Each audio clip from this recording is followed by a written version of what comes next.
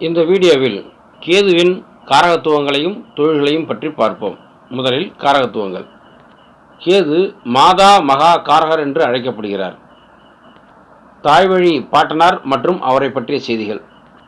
அந்நிய நாட்டையும் வெளிநாட்டு வாசத்தையும் குறிக்கிறது.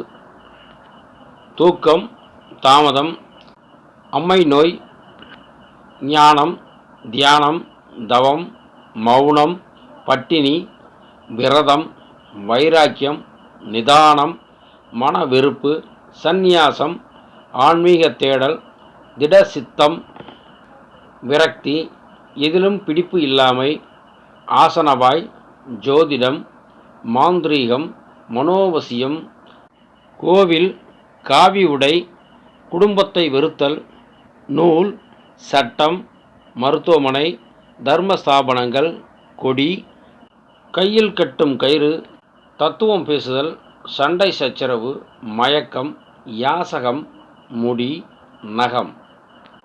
கிறிஸ்துவ மதம். கேதுவின் தொழில்கள்.